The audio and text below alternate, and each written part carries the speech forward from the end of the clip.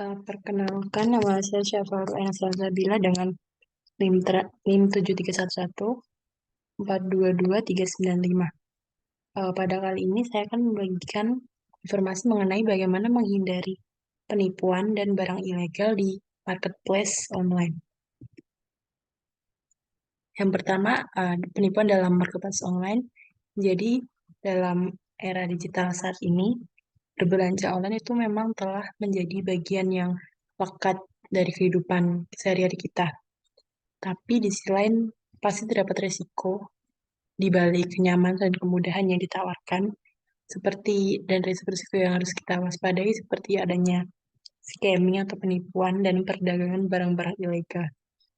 Banyak sekali konsumen yang menjadi korban karena tidak menyadari tanda-tanda penipuan atau tidak tahu cara mengidentifikasi barang ilegal. Nah, untuk itu penting bagi kita semua untuk tahu bagaimana meningkatkan literasi digital agar bisa berbelanja dengan aman di marketplace online. Nah, berikut ada beberapa tanda untuk mengenali penipuan. Jadi yang pertama ini harga yang terlalu murah ya. Nah, eh, salah satu tanda yang bisa paling jelas dari penipuan ini adalah harga yang terlalu murah dibandingkan dengan harga pasarnya. Jadi ketika kita tahu barang yang dijual dengan harganya jauh lebih rendah daripada harga aslinya, itu bisa jadi indikasi bahwa barang tersebut tuh palsu. Atau penjual tuh ada niat buruk tersendiri gitu. Jadi penipu sering memanfaatkan ketertarikan konsumen terhadap diskon besar atau harga yang murah untuk menarik korban. Nah, ini contohnya, seperti yang kita tahu, tas dengan merek tersebut itu harganya itu tidak mungkin 46.900 ya. Jadi pasti dia adalah barang yang high end di mana harganya tidak mungkin segitu. Terus sampingnya juga dompet dengan merek tersebut itu pasti itu kan barang high end juga dan harganya tidak mungkin 55.000. Jadi itu bisa menjadi indikasi kalau sudah pasti ini barang yang fake, palsu gitu. Selanjutnya, deskripsi yang tidak jelas atau terlalu umum. Nah, deskripsi yang tidak jelas atau terlalu umum itu bisa jadi indikasi bahwa penjual itu tidak jujur. Penjelasannya yang detail dan spesifik menunjukkan bahwa penjual ini memahami produk yang dia jual dan bersedia memberikan informasi lengkap kepada calon pembeli. Nah, sebaliknya, deskripsi yang kabur atau hanya mencantumkan informasi yang sangat umum itu bisa menimbulkan keraguan mengenai keaslian dan kualitas produk yang ditawarkan. Nah, deskripsi yang baik ini biasanya mencakup informasi tentang fitur utama, kemudian ada bahannya, ada ukuran, dan kondisi produk. Nah, contoh yang kiri ini ada contoh deskripsi yang eh, tidak jelas ya. Jadi, deskripsinya hanya kelengkapan, box, 30, bill, cover, real, udah gitu doang. Jadi, kita nggak tahu nih barangnya. Bahannya apa, terus ukuran, dan sebagainya, kita nggak tahu spesifikasinya. Nah, jadi ini bisa jadi ada indikasi kalau pembeli itu tidak tahu barang yang dijual gitu. Jadi mungkin entah barang yang tidak ada atau apa itu bisa menjadi indikasi bagi kita. Nah, di sisi yang kanan ini dari produk HP, smartphone, dan deskripsi ini cukup lengkap. Jadi dia ada spesifikasinya dari prosesornya, size, teknologi, resolution, dan sebagainya. Ini sangat lengkap sekali, itu menandakan bahwa penjual atau pemilik toko ini tuh dia tahu persis barang yang mau dia jual. Selanjutnya ini penjual baru yang tanpa ulasan atau dengan ulasan dibuat-buat. Nah, cara selanjutnya itu kita bisa selalu periksa profil penjual dan membaca ulasan dari pembeli sebelumnya untuk memastikan keaslian penjual tersebut. Jadi kan ada fitur penilaian dan ulasan. Nah, itu kita bisa lihat di situ eh, untuk rating setiap penjualnya. Jadi kita jangan ragu untuk menggunakan fitur ini untuk menilai reputasi penjual. Ulasan yang sangat positif tapi terdengar tidak alami atau terlalu sempurna itu bisa jadi dibuat oleh penjual sendiri untuk menarik pembeli. Jadi kita tahu ya sekarang banyak buzzer online sebagainya itu bisa jadi dimanfaatkan oleh pembeli untuk mendapat rating yang baik. Nah, itu pastikan ulasan yang kita baca itu berasal dari pembeli asli dan dengan memeriksa detail transaksi yang mereka sebutkan. Nah, ini ada contohnya. Yang kiri ini toko dengan penilaian dan ulasannya itu dia tidak ada yang dia tahu mungkin baru atau memang tidak ada yang beli. Nah, itu kita agak rancu ya untuk memastikan nih produknya benar apa enggak. Nah, yang sisi kanannya ini kita bisa lihat kalau ratingnya dan eh, penilaiannya tuh banyak, jadi ada 47 ribuan sekian, dan itu ada komen dan ada foto-fotonya bisa kita lihat barang-barangnya. Nah, ini kita bisa jadi pertimbangan gitu.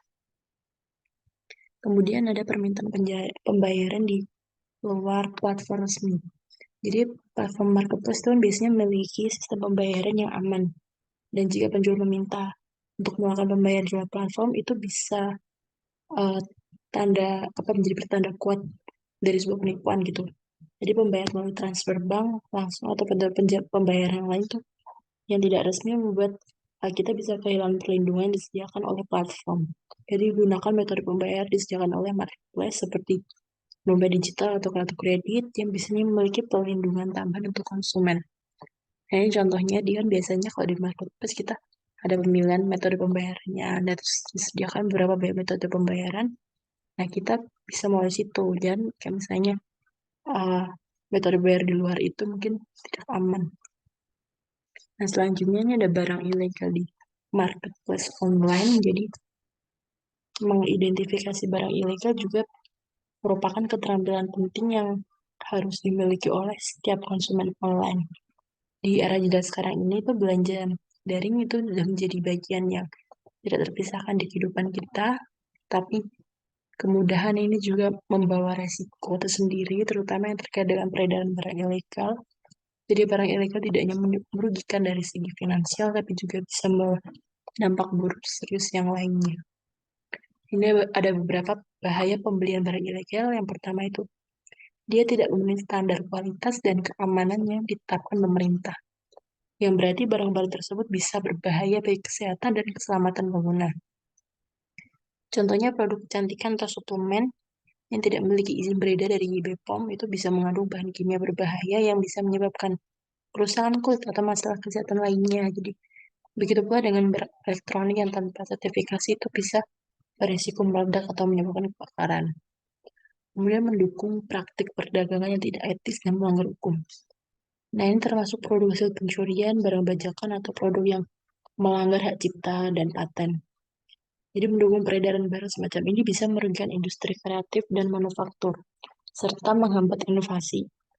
Dan lebih jauh lagi, hal ini bisa memperkuat jaringan kriminal yang terlibat dalam perdagangan ilegal termasuk kejahatan terorganisir dan kegiatan terlarang lainnya. Nah, kemudian itu bisa menghadapi masalah hukum.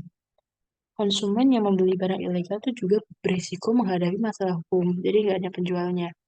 Di beberapa kasus kita tahu bahwa pihak berwenang bisa mengejar konsumen tanpa disadari yang membeli barang ilegal, terutama jika barang tersebut terkait dengan pelanggaran hukum yang serius. Nah, ini bisa berujung pada denda yang besar atau bahkan ancaman hukuman penjara. Nah, ini ada beberapa tanda untuk mengenali barang ilegal. Yang pertama yang jelas adalah sertifikasi. Nah, jadi beberapa produk tertentu kayak elektronik atau kosmetik itu harus memiliki sertifikasi dari badan yang berwenang. Jika penjual tidak dapat memberikan informasi mengenai sertifikasi produknya, jadi kita perlu berhati-hati. Karena produk tersebut mungkin ilegal atau tidak memenuhi standar keselamatan. Misalnya, kita periksa apakah produk elektronik memiliki label SNI, atau apakah kosmetik atau obat itu memiliki sertifikasi BPOM. Kemudian dari deskripsi produk. Deskripsi produk yang tidak lengkap atau ambigu itu bisa menjadi indikasi bahwa barang tersebut ilegal. Jika deskripsi produk tidak memberikan informasi yang cukup, seperti asal-usulnya atau bahan yang digunakan, tuh lebih baik kita cari penjual lain yang bisa lebih transparan. Barang ilegal yang seringkali dijual tanpa informasi jelas untuk menghindari deteksi oleh pihak berwenang. Selain itu, pastikan kalau kita itu tidak membeli barang-barang yang dilarang, seperti jam, obat-obat terlarang, atau barang yang melanggar hak kekayaan intelektual. Barang tersebut tuh tidak hanya ilegal, tapi bisa berbahaya bagi kita dan orang lain juga. Nah, kemudian langkah pencegahan yang untuk melindungi diri kita saat belanja online, ada beberapa langkah yang bisa diambil. Yang pertama, sistem bayar resmi ya. Seperti kita sebelumnya, selalu gunakan sistem bayar resmi yang disediakan oleh marketplace. Sistem ini biasanya dilengkapi dengan pelindungan pembeli yang bisa membantu kita untuk mendapatkan uang kembali. Dan kalau misal nanti ada penipuan. Kemudian verifikasi identitas penjual. Kita perlu verifikasi identitas penjual sebelum melakukan pembelian, untuk periksa identitas penjual dan ulasan dari pembeli lain. Penjual yang terpercaya itu biasanya memiliki banyak ulasan positif dan ratingnya juga tinggi. Kemudian yang terakhir tentunya edukasi diri. Dari edukasi diri kita mengenai produk yang ingin dibeli, kemudian lakukan riset sebelum membeli suatu produk untuk tahu harga pasar, feature, dan apakah produk tersebut tuh perlu sertifikasi tertentu atau tidak gitu. Jadi semakin banyak informasi yang kita miliki, semakin kecil kemungkinan kita untuk tertipu.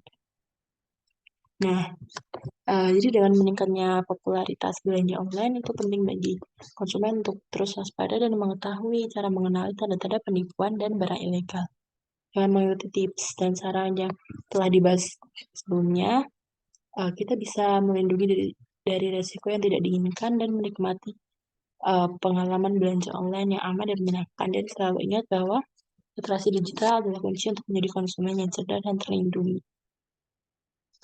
Baik, jadi sekian pemaparan dari saya. Bila ada kesalahan, mohon maaf. Terima kasih.